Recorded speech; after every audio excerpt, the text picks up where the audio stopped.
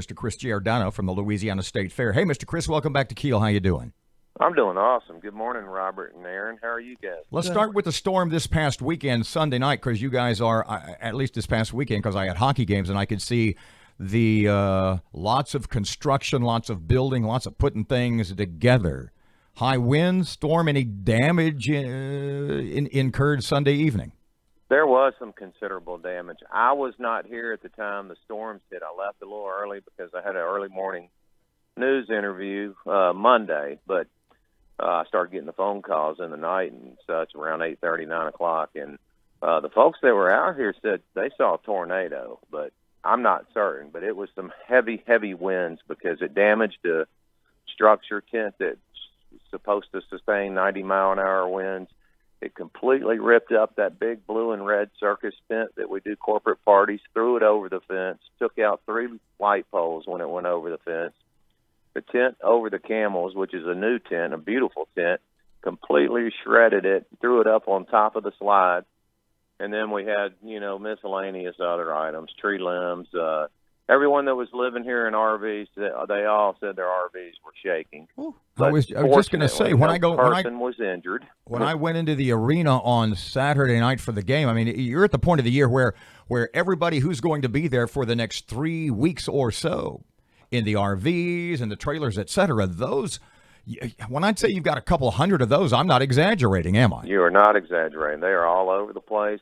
One concession trailer that was parked on the grass behind the sidewalk was on the sidewalk the next morning, but it was not flipped over. It was still on its wheels.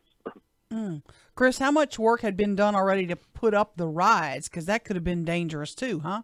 Yes, it could have. The rides there was a Ferris wheel up and several other rides. Fortunately, the carnival plays a date in Gilmer, Texas, the weekend before our fair, so they were still moving rides over Sunday that were not set up yet Sunday night. But the rides that were set up, the wind goes through them pretty good, like the Ferris wheel and such. I don't even think the tubs were on it yet, but so it was just wind going through the steel, but none of the rides were affected or anything. So is the cleanup here going to set you guys back at all, or are you working extra hours? What's the deal? Extra hours, extra labor. It has set us back a little bit, but yesterday we had a lot of help from the circus that's here, from Encore Event Rentals.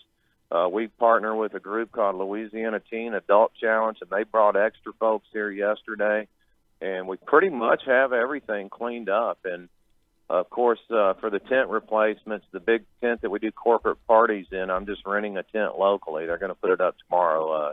Majestic Tent Company is going to put up 80 by 200 for that.